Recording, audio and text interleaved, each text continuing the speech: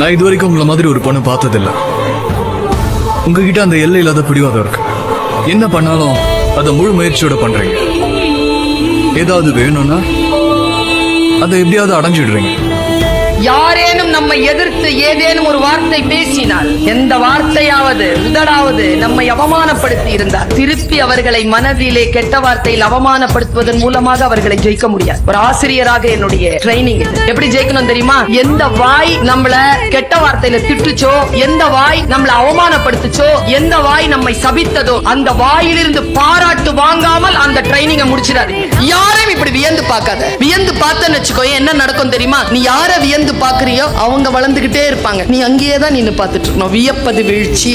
புரிந்து கொள். நீ எதை தேடிக்கொண்டிருக்கிறாயோ அது உன்னை தேடிக்கொண்டிருக்கிறது. இது வெறும் சொல்லல்ல. ஆழமான மனதிலே நான் இதைத்தான் தேடுகிறேன், என் உச்சம் இதுதான் என்று யார் ஒருவர் ஆழமாக நினைத்து காட்சிப்படுத்துகிறீர்களோ அது உங்களை வந்து சேரும். இது இயற்கை. மரணத்தை தேடுகிறீர்களா? வரும். பயத்தை தேடுகிறீர்களா? வரும். மகிழ்ச்சியை தேடுகிறீர்களா? வரும். எதை ஆழமாக நினைக்கிறோமோ அது நம் காலடிக்கு வரும். விழுந்து கிடந்தால் சிலந்தி கூட நம்மை சிறைப்பிடிக்கும். எழுந்து நடந்தால் எரிமலையும் நமக்கு வழி கொடுக்கும். முடியாது என்று நினைத்து விட்டால் மூச்சு காற்றும் நின்றுவிடும். முடியும் என்று துணிந்து விட்டால் மூளைக்குள் மின்சாரம் பெறப்படும். தன்னம்பிக்கை என்னும் நெருப்பு பொறியை மனித மனம் தாங்கி நின்றால் எண்ணியது எண்ணியவாறு நடக்கும். இடையூறுகள் எரிந்து சாம்பலாம். பாயிண்ட் நம்பர் 1, ஒரு நாளும் நீங்கள் உங்களை பற்றி தாழ்வாக நினைக்காதீர்கள். இரண்டாவது, உங்களை வெறுப்பவர்களை பற்றி நீங்கள் கவலைப்பட்டுக் கொண்டிருக்காதீர்கள். உங்களை சந்தோஷமாக வைத்திருக்கிறவர்களை பற்றி நீங்கள் கவலைப்படுங்கள். மூன்றாவது, தயவு செய்து நெகட்டிவிட்டியாக இருக்கிறவங்க சற்று விலகி இருங்கள். உங்களுக்குள்ள பாசிட்டிவா எவ்வளவு இருக்க முடியும் அதை பற்றி பாருங்கள். மகிழ்ச்சியோட வளர முடியும் என்பதை இயல்பாகவே புரிந்து கொள்வது ரொம்ப முக்கியமானது. ஐந்தாவது, கஷ்டப்படக்கூடிய பிள்ளைகள் வாழ்க்கையில் ஜெயிப்பதன் வழியாக கஷ்டப்படுகிற பிள்ளைகளுக்கு புதிய வாழ்க்கையை வழங்க முடியும். ஆறாவது, அறிவுதான் கொடுக்க கொடுக்க வளரக்கூடிய மாபெரும் விஷயம். உங்களிடம் எது இருக்கிறதோ அதை பகிருங்கள். ஏழாவது, உங்களுடைய நேரத்தை மிச்சப்படுத்துங்கள். அதில் என்ன முடியுமோ அதை படியுங்கள். படிப்பின் வழியாக அடுத்தவருக்கு சொல்ல முயற்சி பண்ணுங்கள். எட்டாவது,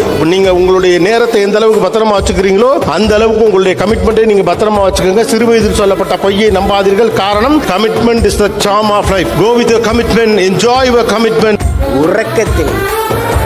உறக்கத்திலே வருவதல்ல கனவு, உன்னை என்னை உறங்க விடாமல் செய்வதுதான் கனவு.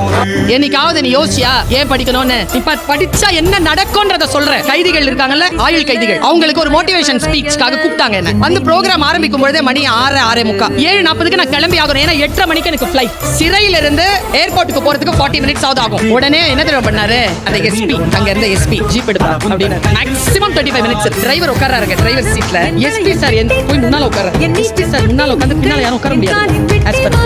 ரொம்ப விஐபியா இருந்தா தான் உட்காருங்க மேடம் அப்படின்னாரு. நான் பின்னால உட்கார்றேன். பக்கத்துல 2 பேர் வந்து புல்லட்ல டிஎஸ்பி, புல்லட்ல எஸ்கார்ட்ஸ் வராங்க. 8:05 உள்ள போயாச்சு. அப்ப SP Sarala have a nice ட்ரிப்மென்ட் அப்படினு சொல்லி போனார். அப்ப டிஎஸ்பி இருந்த டிஎஸ்பி அவருடைய கேடர் என்னன்னு தெரியல, முத்துப்பாண்டின்னு ஒரு போலீஸ் ஆபீசர். அவர் மேம் ஒரே நிமிஷம் அப்படின்னா, இந்த காட்சி இல்ல மேடம், இதை நான் என் மகளுக்கு சொல்ல போறேன் மேடம். என்னது சார்? நீங்க யாரு மேடம்? உங்களுக்காக கெஜ்ரிவால் சார் நிக்கிறாரு, உங்களுக்காக எங்க எஸ்பி சார் வந்து முன்னால சீட்ல உட்கார்ந்துட்டு வராரு. உங்களை கூட்டிட்டு வந்து மரியாதையா நாங்க வந்து ஒரு இடத்துல கொடுக்குறோம். எங்க துறையில ஹையர் போஸ்ட்ல இருக்கிறவங்க உங்களுக்காக நின்னு இவ்வளவு பணியாற்றி இருக்காங்க. நீங்க யாருன்னு யோசிச்சு பார்த்தேன் மேடம். நீங்க யாருமே இல்ல மேடம், உங்களுக்காக இல்ல மேடம் இந்த மரியாதை. நீங்க படிச்ச படிப்புக்கு தான் மேடம் இந்த மரியாதை. படிச்சிருங்க குழந்தைகளே. 98 வாங்கி ஃபர்ஸ்ட் மார்க் வாங்கிரணும்.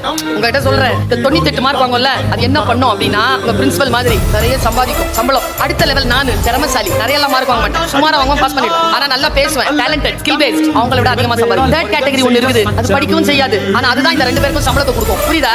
ஐடென்டிஃபை தி பேசிக் ஸ்கில்ஸ். நிர்வாகிகளாக இருப்பார்கள், பிசினஸ் பீப்பிளா இருப்பாங்க. கொண்டு போய் நீட்ல உட்கார வச்சிராதீங்க. ஆனா நீட்ல உட்கார வைக்கிறவங்கள கூட்டிட்டு போய் பிசினஸ் பண்ண வச்சிரு. குழந்தை ப்ரோக்ரஸ் காட்டுறதுக்கு பேர் தான் கல்வியே தவிர மார்க் வாங்குறதுக்கு பேர் கல்வி கிடையாது.